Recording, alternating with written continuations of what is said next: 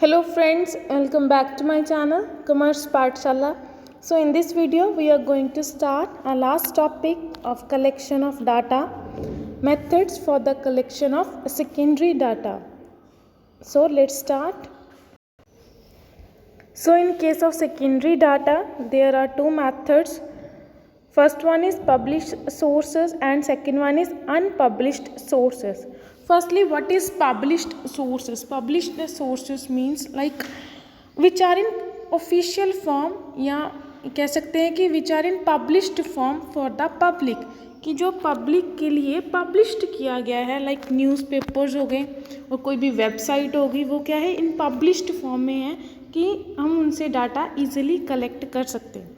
Unpublished data means which can not be in published form, जो publish नहीं है but can get as a secret form by any agency और by any institution, जो एक secret form में उनके पास ज़रूर है लेकिन उन्होंने रिलीज़ या पब्लिश नहीं किया for the public. So we will discuss now published sources and first one published sources is government publication. Government means with central government और स्टेट गवर्नमेंट. जो भी सेंट्रल और स्टेट गवर्नमेंट्स हैं उनके जो भी लाइक डिपार्टमेंट्स हैं उनसे रिलेटेड इन्फॉर्मेशन वो प्रोवाइड करते हैं. जो भी सेंट्रल और स्टेट गवर्नमेंट होगी like reports on currency and banking, reserve bank of India bulletin and agriculture statistic of India. These are the reports or data which is published by the central or state government related to their different departments. Now second is semi-government publication. Semi-government means like municipalities committee या जिला परिषद जो एक काम करते हैं like on work on district level, not on state और central level, and these publish the data related to birth and death, health and educations. So third point is international publications. International publication means organization at international level, they are also publishing their data related to their organization. Like आज के time पे जो best example है वो WHO world health organization data provide कर रही है related to जो भी उनकी ऑर्गेनाइजेशन से रिलेटेड है. जैसे हम देख रहे हैं कोविड-19 से रिलेटेड लाइक कितने पेशेंट रिकवर्ड हो गए या कितने पेशेंट कन्फर्म्ड केसेस हैं या डेथ केसेस कितने हैं. This data is published by the international organization called WHO and some others international organizations are there, like first one is IMF, International Monetary Fund, WTO, World Trade Organization, and third one is WHO, World Health Organization. Now fourth is reports on committees and commission. Firstly, these committees and commissions are appointed by central or state government for the economic development. जैसे like finance commission, planning commission is the best example of these commission which are appointed by the central government. कि firstly government क्या है सारा काम खुद handle नहीं कर सकती, so they क्या करते हैं फर्दर डिपार्टमेंट्स बना देते हैं या डिफरेंट कमीशंस या कमेटीज़ को अपॉइंट करते हैं कि वो सेपरेट डिपार्टमेंट से डील करें. Like finance commission and planning commission, like planning commission related to planning for the economic development. तो वो इकोनॉमिक की डेवलपमेंट किस तरह से की जाए उससे रिलेटेड वो प्लान्स बनाते हैं. एंड जो भी उनसे डाटा पब्लिश करना है वो कौन करेगा, गवर्नमेंट ही प्रोवाइड करती है डाटा को. So next one is publications of trade association. Trade association means associations which is related या which provide information related to trade, कि जो भी ट्रेड हो रहे हैं buying and selling of goods या सर्विसेज जो भी हो रहा है उनसे रिलेटेड वो इंफॉर्मेशन प्रोवाइड करती हैं. Like a bigger association is FICCI, federation of Indian chamber of commerce and industry. They provide information related to overall commerce या ओवरऑल ट्रेड, जो भी हमारा ट्रेड हो रहा है उनसे रिलेटेड इन्फॉर्मेशन प्रोवाइड करती हैं. And the simple example is sugar mill association, कि जो भी शुगर मिल एसोसिएशन है they publish data about the sugar industries in India, कि जो भी इंडिया में जितनी भी शुगर इंडस्ट्रीज़ हैं उनसे रिलेटेड डाटा प्रोवाइड कौन करता है, शुगर मिल एसोसिएशन. कि एक पर्टिकुलर ट्रेड मतलब किसके साथ डील कर रहे हैं, वो शुगर इंडस्ट्री या शुगर मिल से related only. Next is newspaper, journals and magazine. This is very simple point. Newspapers जैसे आपको पता ही है गिवन होते हैं, डेली आते ही हैं। जर्नल्स हो गए, मैगजीन हो गए, हम उनसे भी डाटा को इजीली कलेक्ट कर सकते हैं। 7th is publication of research institution. Research institution is that institution which those who are dealing with the research work, कि जो रिसर्च वर्क में डील करते हैं या जो रिसर्च कर रहे हैं ऑन सम टॉपिक, वो क्या होते हैं, research institution. They also publish data related to their research. And last is publication of research scholar. Scholar means students, एक तरह से ये स्टूडेंट्स ही होते हैं, बट जो रिसर्च के साथ डील कर रहे होते हैं हम उनको क्या बोलते हैं, रिसर्च स्कॉलर्स। जैसे हम बोलते हैं PhD स्कॉलर्स, जो एक रिसर्च के साथ डील कर रहे होते हैं या रिसर्च में डील कर रहे होते हैं। सो जो भी ये पर्सन है, चाहे इंस्टीट्यूशंस हैं, ये इन्फॉर्मेशन को पब्लिश करते हैं।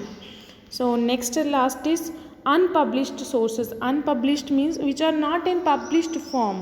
It means only for self use or office record, like they kept secret this information.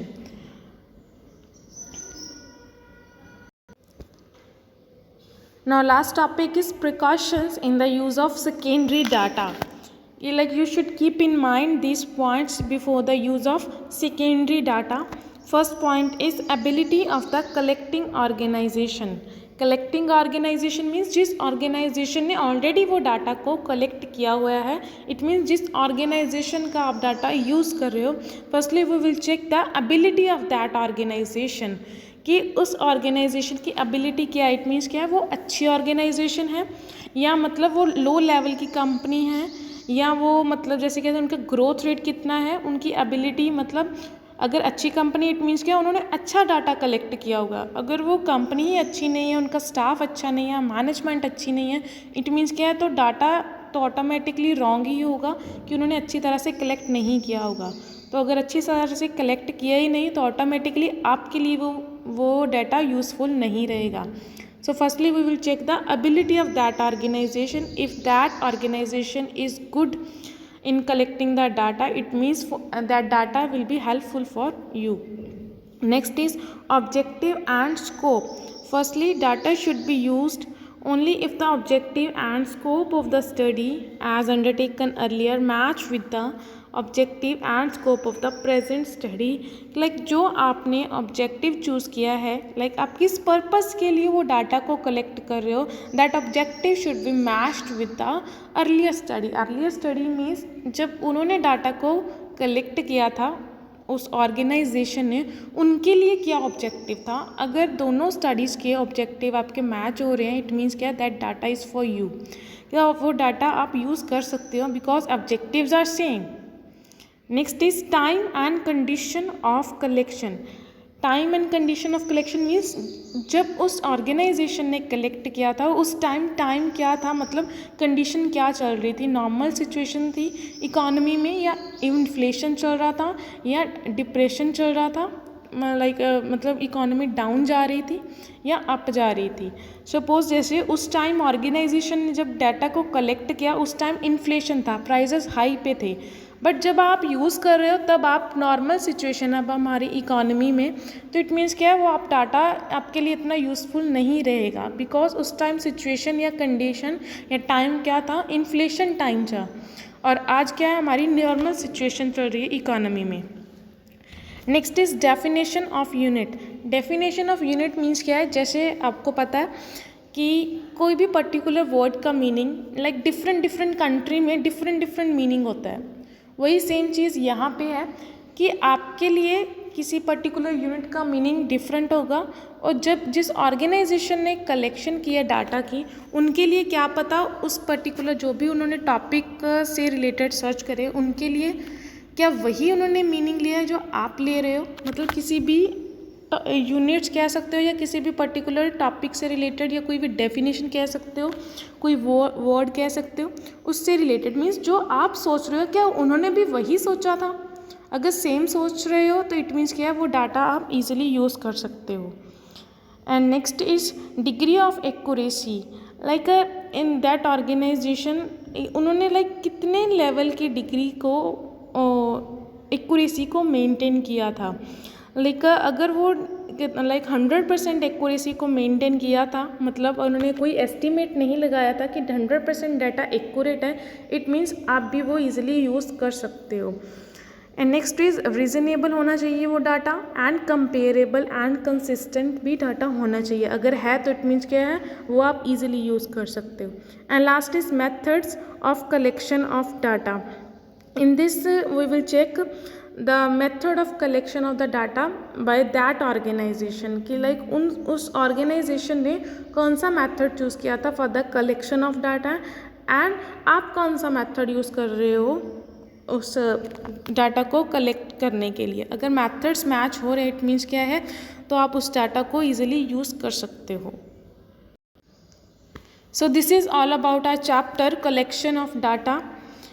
If you like the content of the video, please hit the like button and share with your friends. Don't forget to subscribe. Thank you.